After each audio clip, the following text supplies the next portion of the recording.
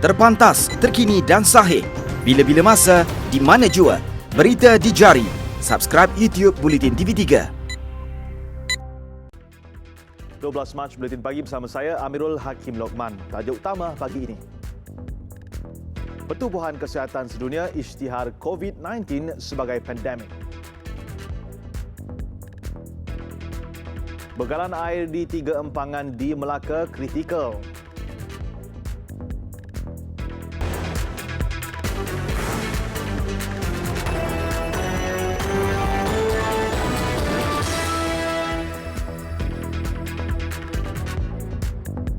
Assalamualaikum dan salam sejahtera.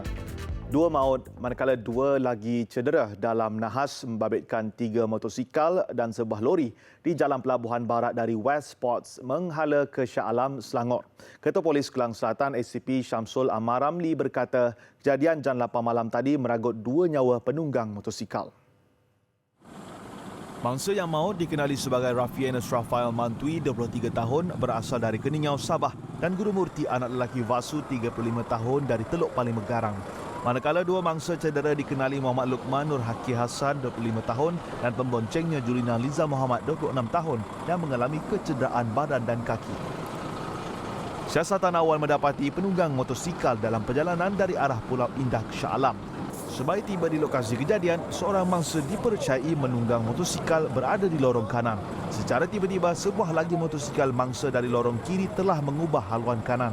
Akibatnya, kedua-dua mangsa terlanggar dan kedua-duanya terjatuh. Kemudian, sebuah lagi motosikal dari arah belakang tidak sempat mengelak lalu merempuh. Sebuah lori trailer dari arah belakang tidak dapat mengelak sebelum menggilis mangsa. Susulan rempuhan kuat, 2 maut di lokasi kejadian akibat kecederaan parah di kepala dan anggota badan. Polis meminta orang ramai yang menyaksikan kejadian tampil di Balai Trafik Kelang Selatan untuk membantu siasatan. Bekalan air di 3 empangan di Melaka hanya mampu bertahan hingga hujung bulan ini jika tiada hujan mulai sekarang. Ketua Menteri Datuk Sulaiman Mat Ali berkata catuan air perlu diteruskan selepas paras air empangan Durian Tunggal di Alur Gajah dan empangan Jus dan Asahan di Jasin semakin menyusut. Ketika ini, paras air semasa empangan Durian Tunggal hanya 4,970 juta liter, empangan Jus 10,475 juta liter dan empangan Asahan 480 juta liter. Susulan itu, Kerajaan Negeri meminta bantuan Negeri Johor untuk membenarkan mengepam tambahan 220 juta liter air sehari dari Sungai Gersik di Muar ke empangan Durian Tunggal. Sementara itu, Kerajaan Negeri menerima peruntukan 200 juta ringgit bagi membina empangan Sungai Jernih di Lubuk Cina, Alur Gajah. Kementerian Hal Ehwal Ekonomi telah pun memberi kelulusan peruntukan melalui tambahan melalui surat bertarikh pada 14 Februari 2020 bagi projek empangan Sungai Jernih dan bahagian bekalan air CATS dijangka akan membuat tawaran tender, saya cakap habis tengah tender bagi projek ini selewatnya April 2020. Tempoh siap projek berkenaan dijangka mengambil masa 30 bulan. Selain langkah jangka panjang itu, Kerajaan Negeri menubuhkan pasukan petugas khas bagi menangani isu berkenaan dan rakyat diminta bersabar dan sentiasa berjimat cermat menggunakan air. Senarai nama calon Exco Melaka yang baru telah diserahkan kepada Yang di-Pertua Negeri Tun Dr. Muhammad Khalil Yaakob untuk pertimbangan. Datuk Sulaiman berkata senarai nama itu mengambil kira semua 17 adun yang telah menyokong gabungan Perikatan Nasional. Saya dah persembahkan kepada Tun. Saya tunggu arahan daripada Tun untuk saya menyerahkan melalui media nanti. Siapa kabar kata? So, CM jangkakan bila agak sumpah tu kalau boleh diselesaikan sebelum bila? Tak apa, saya selesaikan air ni sikit dulu. Nanti saya akan fikirkan siapa exco saya nak letak untuk jaga air ni. Sekurang-kurangnya 9 adun disenaraikan untuk dilantik sebagai Exco Negeri termasuk seorang adun wanita.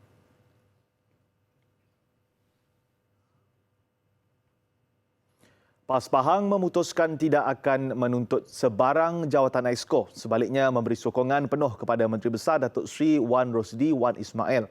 Ketetapan itu diambil selepas melihat perjalanan pengurusan kerajaan negeri yang baik dan lancar. Pihak kami tidak akan menuntut dan juga tidak, dalam tingkatan lain, tidak bersedialah untuk menerima jawatan tersebut pada ketika ini sehinggalah kepada PRU yang ke-15. kecuali jikalau sekiranya ada berlaku arahan daripada peringkat Perikatan Nasional di peringkat pusat. Kalau sekiranya ada arahan-arahan yang sedemikian, maka pihak kami akan berbincang dengan pihak kerajaan negeri. PAS dalam pada itu bersedia menyumbangkan buah fikiran, tenaga dan khidmat kepakaran untuk menguruskan kerajaan negeri dengan lebih baik, terutama melibatkan agensi-agensi kerajaan. Untuk permulaan, PAS akan melibatkan diri dalam pentadbiran peringkat akar umbi melalui penyertaan dalam Jawatan Kuasa Kemajuan Kampung JKKK.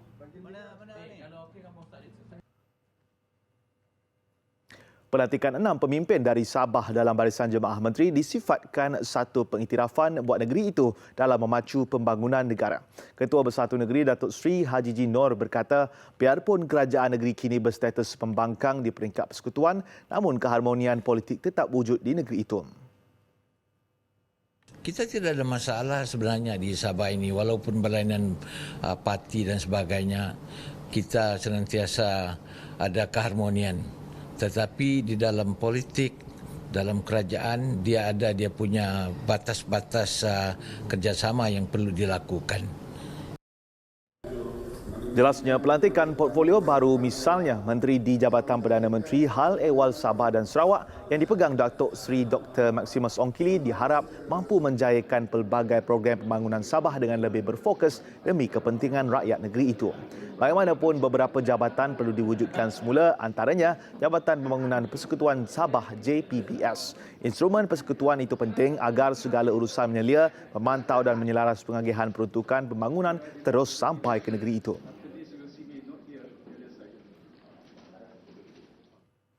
Menteri Wilayah Persekutuan Tan Sri Anwar Musa menafikan mendesak Parlimen dibubarkan dalam masa terdekat. Sebaliknya, menjelaskan kerajaan sekarang perlu membetulkan apa yang ditinggalkan kerajaan terdahulu sebelum mandat diserahkan kembali kepada rakyat. Saya kata, kita harap kita dapat memperbetulkan segala apa yang patut kita perbetulkan yang ditinggalkan oleh kerajaan Pakatan Harapan. Dan selepas masalah-masalah besar negara termasuk masalah COVID-19 dan sebagainya diselesaikan, kemudian mesti we to go back to the people, dan bolehlah kita nak bubar parlimen. Tweet itu adalah in response kepada orang yang sekarang ini baru nak bercakap nak suruh bubar parlimen, nak buat undi tak percaya dalam parlimen. Kita tidak boleh berpolitik sepanjang masa. Kerajaan ini terbentuk kerana kegagalan kerajaan yang terdahulu.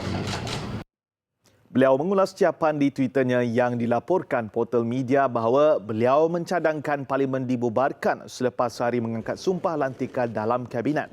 Tan Sri Anwar dalam pada itu meminta diberikan sedikit masa untuk mengenali selok-belok kementeriannya serta isu berbangkit termasuk isu-isu panas seperti perjanjian jual beli tanah Kampung Baru.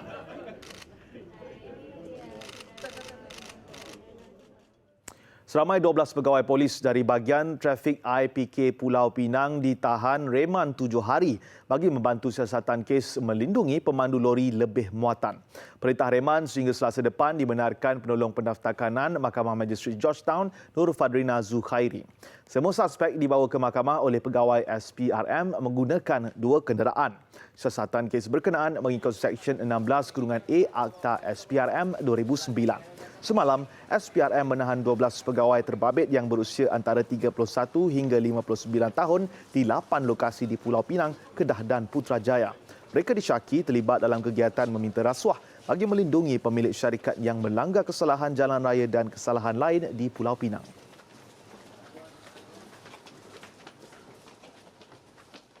Kementerian Luar akan bekerjasama dengan beberapa negara yang terjejas COVID-19 termasuklah China, Singapura dan Emirat Arab Bersatu UAE untuk memerangi wabak itu. Menterinya Datuk Seri Hishamuddin Hussein berkata melalui hubungan baik Malaysia dengan negara-negara itu secara tidak langsung dapat berkongsi kaedah dan cara menanganinya. Why not find and share best practices? So in fact this is the one matter which I will raise with Minister Wang Yi from China. This is something that I will raise with Minister Vivian in Singapore. And I know UAE is at the front line in combating COVID-19 in the Middle East. So this is something that I would like to raise with Sheikh Abdullah later. So Wisma Putra can play a very important role in helping the government. Ditanya mengenai status rakyat Malaysia yang berada negara terlibat wabak, Wisma Putra ujarnya tidak boleh membuat sebarang keputusan. Sebaliknya perlu dibincangkan di peringkat kabinet.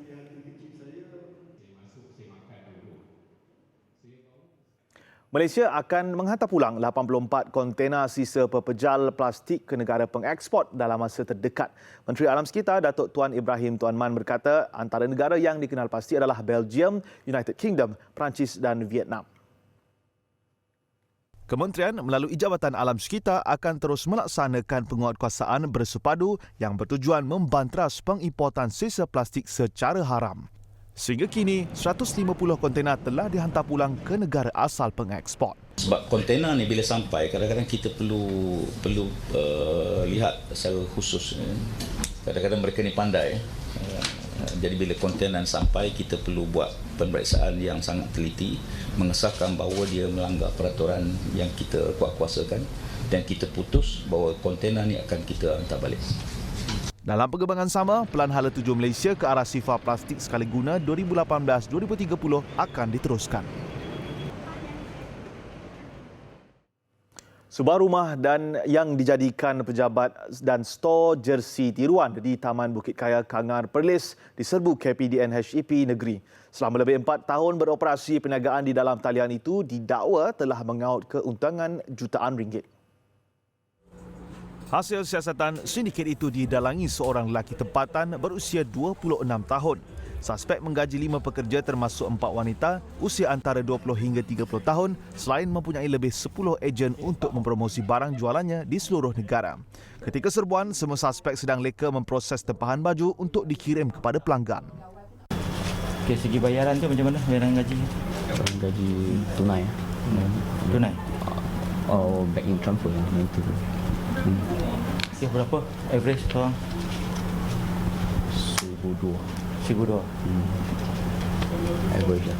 Turut dijumpai sejumlah 2,212 unit jersey tiruan pelbagai jenama yang disorokkan di sebuah bilik di ruangan belakang rumah 2 tingkat itu. Manakala sebuah bilik di tingkat atas dijadikan studio yang difahamkan untuk kegunaan membuat rakaman secara langsung produk jualannya di dalam talian. KPDN HEP melakukan risikan hampir sebulan selepas menemui suspek yang menonjolkan dirinya di laman sosial. Difahamkan, suspek memperoleh hasil jualan mencecah RM120,000 sebulan. Dan difahamkan dia bekalan tu dapat daripada China tu dengan harga dalam 15 hingga RM20. Dan dia akan jual selai 20 hingga 1. Bergantung kepada permintaan, letak number dan sebagainya, tagging dan sebagainya mungkin mahal sikit lah. Sebab dia ada dia punya hot press di tangan, nama, nombor dan sebagainya memang akan cecah 100 lebih. Jumlah keseluruhan rampasan termasuk mesin pencetak logo dianggarkan bernilai lebih RM180,000. Mencuri kenderaan di tempat terbuka dan dijual semula dengan harga yang jauh lebih rendah daripada harga pasaran. Itu kegiatan sindiket curi kereta di sekitar Kota Kinabalu, Sabah dikenali geng gerudi yang akhirnya tumpas. Menurut Ketua Polis Kota Kinabalu, ACP Habibi Manjinji, 8 suspek ditahan dengan nilai rampasan mencecah RM200,000. Sindiket ditumpaskan susulan satu laporan polis dibuat oleh pengadu yang kehilangan kenderaan pacuan 4 roda di Hospital Queen Elizabeth II pada 28 Februari lalu. Pada hari sama, polis telah menangkap 3 suspek di sebuah hotel dan merampas 2 buah kenderaan serta barangan perkakasan mencuri. Rotek ni adalah dicuri di sebuah pejabat pos oleh seorang pekerja yang telah dibuang kerja dari pejabat pos. Sebelum dia dibuang kerja, dia sempat mencuri barang-barang rotek ni untuk dijadikan, dia gunakan sebagai rotek kepada kenderaan yang dicuri. Kebanyakan kenderaan yang dicuri dijual di pedalaman Sarawak dengan harga serendah RM15,000. Seorang lelaki warga Emas mengaku tidak bersalah atas dakwaan menyebabkan kematian seorang pesara tentera ketika berburu di Pasir Putih, Kelantan bulan lalu. Tertuduh Abdullah Senan, 69 tahun, membuat pengakuan itu di hadapan Magistrate Mahkamah Bacok Muhammad Dini Syazwan Abdul Syukur. Abdullah didakwa cuai hingga menyebabkan kematian Muhammad Sazuki Syafi'i, 48 tahun. Kejadian itu di Bukit Kampung Gong Genor, Pasir Putih antara jam 6.30 petang hingga 7.30 malam pada 29 Februari lalu. Dia turut berdepan tuduhan kedua menggunakan selaras senapan patah tanpa lesen atau permit yang sah. Dalam insiden itu, mangsa maut akibat terkena sebutir peluru di dada. Tertuduh dipercayai meminjam senjata mangsa dan tertembak lelaki itu yang disangka haiwan buruan.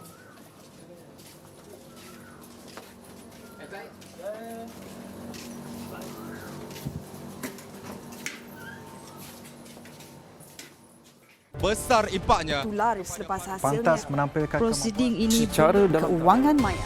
Berita di jari. Subscribe YouTube Bulletin TV3. Laporan luar negara, Pertubuhan Kesihatan Sedunia WHO mengisytiharkan COVID-19 sebagai pandemik sekaligus menegaskan penularan dan keadaan wabak itu yang sangat teruk adalah sangat membimbangkan. Secara umum, pandemik bermaksud wabak penyakit yang tersebar dengan begitu meluas, berentasi sepadan, malah hingga ke seluruh dunia.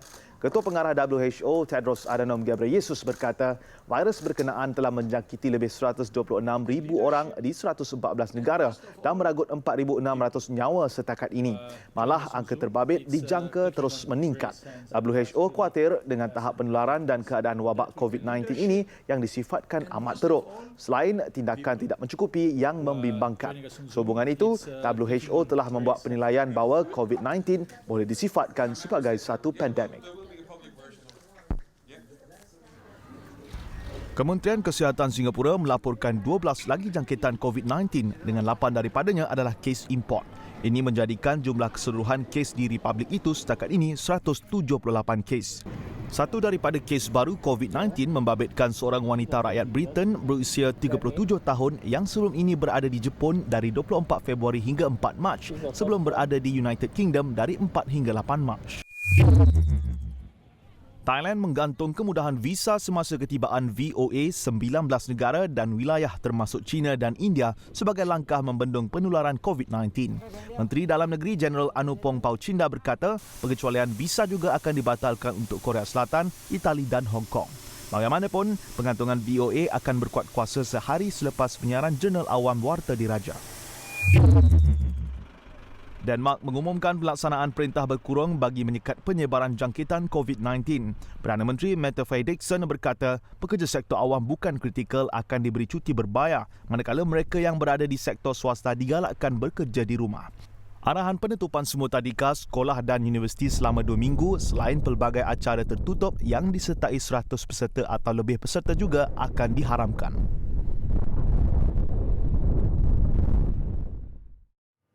Bekas penerbit filem Hollywood Harvey Weinstein dijatuhi hukuman penjara 23 tahun selepas didapati bersalah terhadap pertuduhan merogol dan melakukan serangan seksual. Weinstein didapati bersalah dalam perbicaraan Mahkamah New York bulan lalu sekaligus memutamatkan hukuman terhadap figura penting dunia Hollywood itu. Memetik laporan BBC, peguam bela mengemukakan rayuan agar hukuman dikurangkan dan menegaskan hukuman minimum penjara 5 tahun disifatkan sebagai hukuman seumur hidup buat anak guamnya. Namun, pihak pendakwa berpendapat Weinstein perlu diberi hukuman setimpal akibat perbuatan terkutuknya terhadap wanita. Puluhan wanita dilaporkan memberi keterangan mengenai tuduhan salah laku seksual termasuk tuduhan rogol terhadap Weinstein sejak Oktober 2017. Weinstein bagaimanapun mengaku tidak bersalah atas semua pertuduhan berkenaan. Bahawa pertama kali, Weinstein memaklumkan kepada mahkamah bahawa dia menyesali perbuatannya dan menyifatkan dirinya keliru dengan apa yang terjadi sebelum ini. Besar impaknya. Tular selepas hasilnya. Pantas menampilkan prosiding ini keuangan maya. Berita di jari. Subscribe YouTube Bulletin TV3. Dengan itu sekian Buletin Pagi. Terus ikuti platform digital dan media sosial Buletin TV3 untuk pelbagai perkembangan berita terkini. Saya Melaki Lokman. Selamat dan Assalamualaikum.